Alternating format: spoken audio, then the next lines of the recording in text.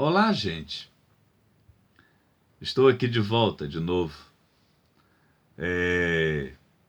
com mais uma provocação. A 17ª provocação do curso popular de filosofia. Eu dei a essa provocação o título de O amor como princípio de razão. Eu venho trabalhando nesse fragmento há algum tempo. Como parece que ele ia ficar grande, eu resolvi apresentá-lo. Espero que vocês me questionem. Fiquem à vontade. Vamos lá. Onde não há amor ao próximo, não há racionalidade. Onde há amor por alguns e não por outros, não há nem amor nem racionalidade. Quando se escolhe a quem amar ou não amar, como e quando amar ou não amar, por que amar ou não amar, não há nem amor nem racionalidade. O amor entre os gregos antigos aparece como uma divindade originária. Essa divindade se chamava Eros. Diz Hesíodo: Eros, o mais belo entre os deuses imortais, solta membro dos deuses todos, e dos homens todos ele doma no peito o espírito e a prudente vontade. Teogonia 120. Enquanto divindade, é o que une os deuses e os homens entre si. É uma potência e ação, pois é ele quem doma o espírito e a prudente vontade. Eros é o senhor da prudente vontade e não de qualquer vontade. Deste modo, já entre os gregos, Eros não é um sentimento, mas um domador de sentimentos. De fato, é uma ação, a de unir, porque todo Deus é. Amor não é um sentimento, mas um princípio e fundamento de ação prudente. Há uma outra interpretação de amor que vem de Platão. E nela também Eros se constitui em ação de ligação dos homens com os deuses. E é essa noção de amor como ação que me interessa. Também em Platão, o amor é pensado como ação, diz ele, através de Sócrates, que fala como porta-voz dos ensinamentos de Diotima. Então disse ela: é o amor de consigo ter sempre o bem. É sempre isso o amor? De que modo? Nos que o perseguem, e em que ação o seu zelo e esforço se chamaria amor? Que vem a ser essa atividade? Podes dizer-me? Essa atividade é um conceber. Diz Platão: todos os homens concebem, não só no corpo, como também na alma. E quando chegam a certa idade, é dar à luz que deseja a nossa natureza. Banquete 206c. E mais à frente diz Sócrates, narrando Diotima: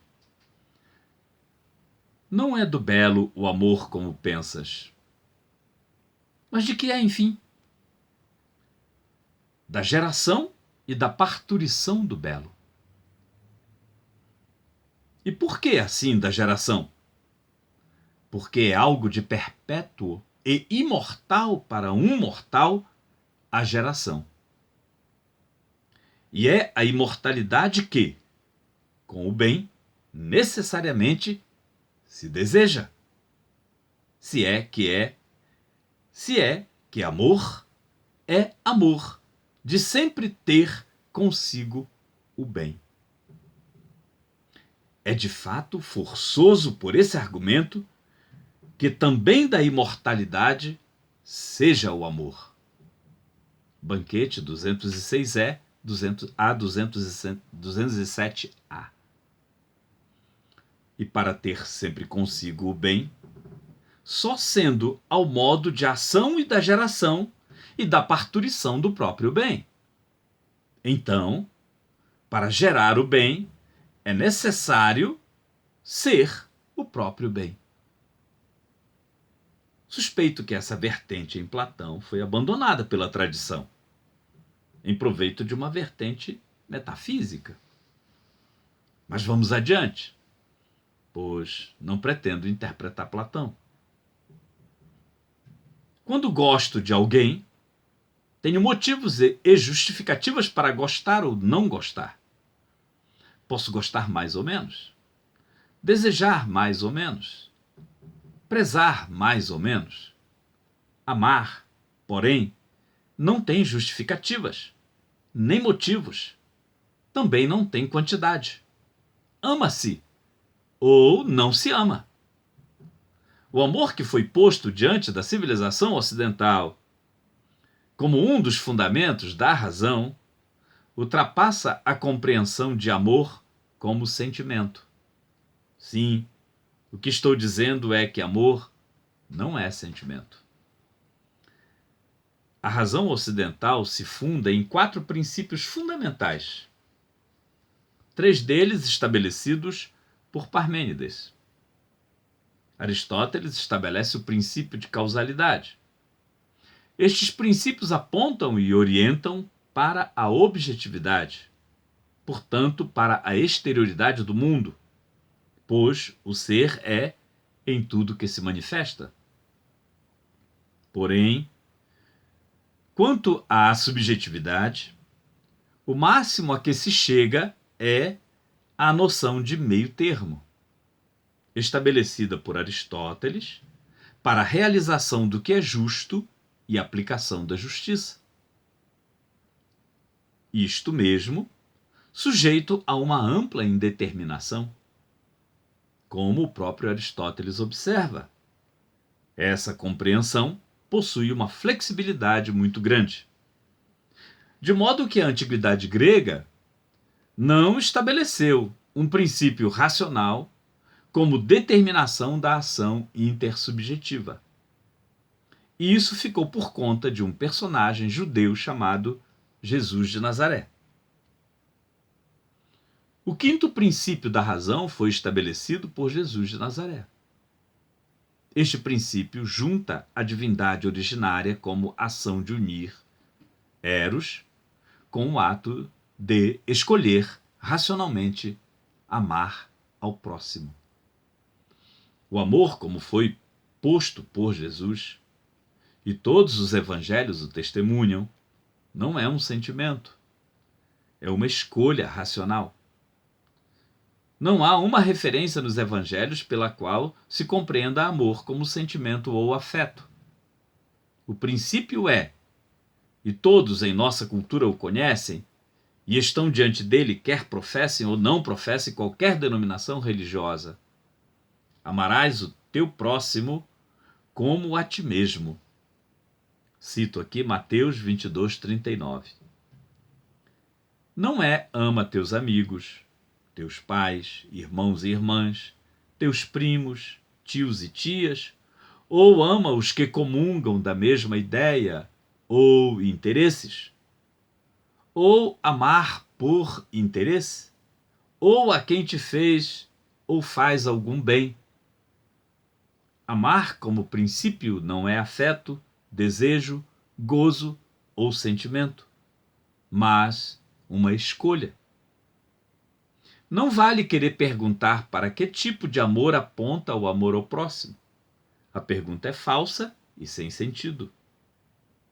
Tudo o que for o melhor para mim, para você, para os meus familiares, para os seus familiares, será o melhor para o próximo. Ou então, não é amor. Amar ao próximo como a si mesmo não possui interpretação, nem carece de interpretação. Essa é a condição do princípio. Não há a possibilidade de se perguntar: em qual circunstância devo amar? Como devo amar? Por que devo amar? A quem devo amar? Ou quem é o meu próximo? Podemos nos iludir fazendo o que se chama de caridade, assistencialismo, desencargo de consciência, pois, exatamente, por escolhermos amar, nunca é um ato de amor. O amor só é amor se a ação realizada ao próximo é a mesma que quero e realizo para comigo mesmo. Não há mais amor ou menos amor, nem maior amor ou amor menor. Não há os que são escolhidos para serem amados. Há os que são escolhidos para serem enganados. O amor dos escolhidos é falsidade como amor. O princípio do amor proposto por Jesus de Nazaré diante da cultura ocidental é um imperativo. Só se ama ao próximo como a si mesmo. Não há amor nem racionalidade se eu tomo uma garrafa de vinho que custa $10.000 e o próximo, para matar a sede, bebe água da bica. O próximo não é aquele que está perto, mas qualquer um que esteja na circunstância de ser amado. A circunstância do amor é aquela na qual eu realizo ao outro o que eu mesmo faço e quero que qualquer um faça por mim. Assim, amar o próximo como a si mesmo é escolher a ação de amar, portanto, um ato de racionalidade. Fora disso, não há nem amor, nem racionalidade. Amar é ação radical, pois ou se faz fundamento ou não há amor na ação. O amor como ação racional, entre nós, se constitui em desconhecimento, posto que culturalmente entendemos amor como sentimento.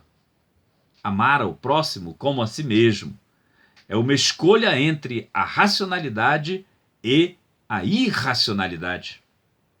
Não é um impulso ou desejo, também não é sentimento, mas um modo de ser que se põe diante do homem ocidental. Toda a contribuição de Jesus ao Ocidente resume-se nesse princípio e não há outro. Há um esforço que ele explicita em fortalecimento desse princípio quando diz: aquele que diz que ama a Deus a quem não vê e não ama o próximo a quem vê é mentiroso. Esse princípio funde em si todos os mandamentos da lei mosaica e sintetiza todo o esforço grego de pensar a justiça enquanto relação intersubjetiva. Platão ainda consegue pensar o amor como carência ou como procura, como busca intensa pelo belo que não se possui, ou seja, a sabedoria. Mas essa sabedoria deve se constituir em ação, ou seja, como fundamento de uma escolha. Há mais de 2000 anos, as sociedades ocidentais estão colocadas diante desse princípio. Nem mesmo os cristãos conseguem realizá-lo. Vemos os mais diversos cristãos enredados nas mais diversas contradições ao se confrontarem com o princípio do amor. Por outro lado, não se pode negá-lo, pois nada se possui para colocar em seu lugar. Aquilo que em nós consideramos como racionalidade, quando confrontada com este princípio, se revela incipiente e irracionalidade. Construir a nossa racionalidade com base no princípio proposto por Jesus é construir sobre outro fundamento a nossa sensibilidade e afetividade, portanto, os nossos sentimentos. O princípio do amor ao próximo é tão radical que preferimos fazer adaptações, de modo a nos enganarmos para acreditarmos que vivemos de algum modo ou alguma espécie de amor ao próximo, e assim afirmar a nossa racionalidade. Em geral, os cristãos preferem a parte mais poética da interpretação que São Paulo fez do princípio ou do mandamento do amor. Mas por que prefere? Porque ela se constitui em uma forma de encobrimento e linha de fuga do enfrentamento com a escolha racional. A linguagem poética de Paulo induz ao encobrimento do que é radical quando diz: o amor é paciente, o amor é benigno, tudo suporta, tudo crê, tudo espera, o amor não deseja mal. Construiu uma espécie de suavidade na compreensão do amor como fundamento, como princípio, de modo a encobrir, em forma de sentimento, aquilo que Jesus propôs como fundamento racional da ação, como escolha em amar. O princípio de amar ao próximo como fundamento racional da escolha tem sido historicamente encoberto pelo fato de a tradição cristã entender essa ação de amar como sentimento. E por que os cristãos historicamente foram incapazes de assumir esse princípio como possibilidade e realidade histórica? Os cristãos, confrontados com este princípio, é fácil perceber que o princípio brilha como luz inalcançável e acaba por se tornar a uva verde dos cristãos. Nós somos aqueles que preferimos nos enganar a nós mesmos, acreditando que procedimento lógico é o mesmo que procedimento racional. Amar o próximo exige de nós a escolha em agir racionalmente. Esse princípio coloca em questão todo o nosso senso comum das formas de amar o próximo. Neste momento de nossa sociedade, o amor ao próximo reivindica de nós não uma fé, mas uma ação como escolha, portanto, ação racional. E sendo mais radical, mesmo a fé cristã não é fé conforme o fundamento proposto por Jesus. Ela é uma fé metafísica, voltada para uma espécie de orgasmo espiritual. O fundamento de Jesus propõe, coloca as pessoas diante umas das outras, sem que eu tenha o direito de escolher a quem amar. Mas apenas que, se eu quero amar, se eu sei amar, o meu amor só é amor se eu amar o outro como a mim mesmo. Então, neste sentido, o princípio amarás a teu próximo como a ti mesmo não é um princípio de fé ou religioso. Ele não pertence a uma denominação religiosa, não precisa de uma fé para demonstrar a sua consistência. Ele tem sido recusado historicamente pelas sociedades ocidentais, pois nelas se faz uma escolha de entender amor como sentimento. Nada mais contraditório do que eu dizer que amo mais a um do que a outro, ou que o amor pode ser um amor egoísta e por isso posso matar por amor. Alguém que queira matar por amor, na perspectiva do princípio proposto por Jesus, deveria primeiro se suicidar para depois matar aquele a quem ele deseja matar por amor. O princípio do amor ao próximo, como a si mesmo, torna cada vez mais evidente a incompletude da nossa racionalidade. Como que a razão, embora sujeito de historicidade, foi conduzida para a objetividade e transformada em objeto, de modo a ser reduzida apenas a raciocínios. A razão que se ergue contra o mito se faz ciência, e a ciência se constrói sobre objetos e conceitos. Antes era a psicologia que classificava os indivíduos ou a psicanálise. Agora é a neurociência que pretende ditar os processos humanos a partir de um saber neurobiológico. Mas o que temos diante de nós? Mais uma ciência de múltiplos objetos, da qual devemos aprender. É verdade. Mas se mantém a incompletude da razão, pois apenas acumulamos objetos a serem estudados. Alguém pode me chamar a atenção dizendo que estou esquecendo o princípio da indeterminação. Mas ainda assim, estamos direcionados para os objetos.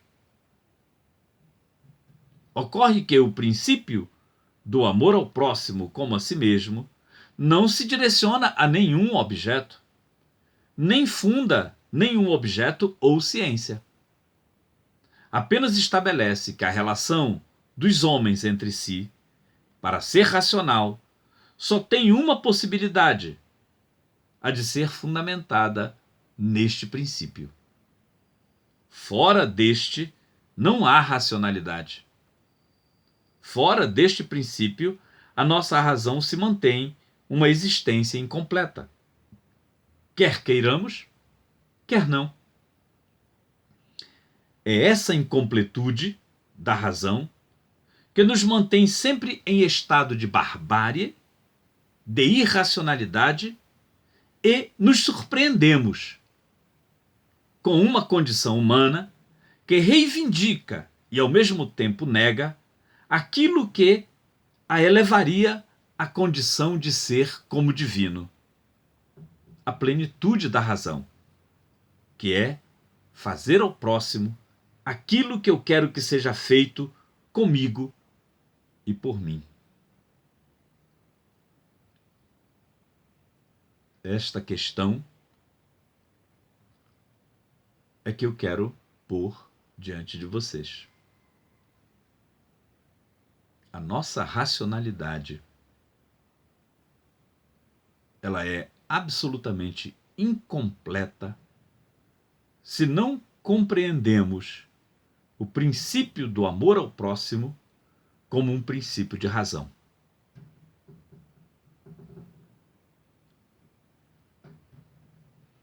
Até a próxima. Se vocês quiserem me questionar, me questionem. Se eu souber responder, responderei. Até a próxima.